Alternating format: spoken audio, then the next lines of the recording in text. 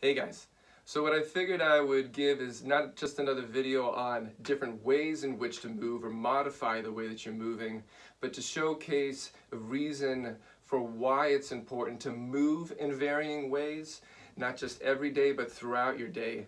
And it's because of what I'm doing right here, right now, and that's sitting. Now, sitting is something that's gotten a bad rap in recent years, and for understandable reasons. We're doing more sitting in our culture than we ever have in recent times, and especially in this very present time with the pandemic. And a lot of people are feeling the effects that it has on them when they're parked for that prolonged period. So then the question comes up as to how am I supposed to sit? Or is there a way in which, or a chair or a situation that I can set up to allow me to sit for a prolonged period of time? And the problem with that is that it entirely misses the point as to why prolonged sitting is problematic. And it's not sitting, it's stasis. You see, the human body didn't seem to evolve to tolerate being static, being in a stasis situation for as prolonged of periods as we tend to put on it every day in our modern society. Internally, we've got a lot of fluid, we've got a lot of gas, and we've got a lot of organs that can shift around. And so what happens when we're static for a period of time is contents settle. And all of us have different ways in which we settle fairly comfortably.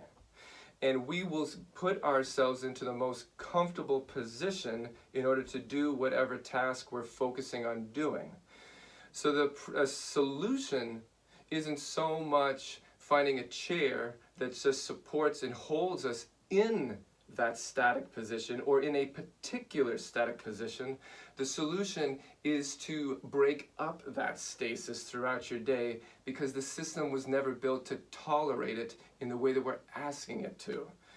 So instead of spending a lot of money on getting a particular chair, on getting a particular workstation, you want to focus on instead getting options throughout your day.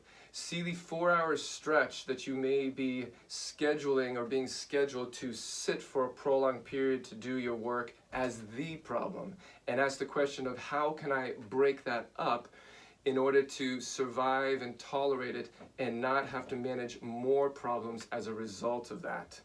So in another video coming, I'm going to show ways in which perhaps you can tolerate sitting itself by making sitting a less static activity, give you more options.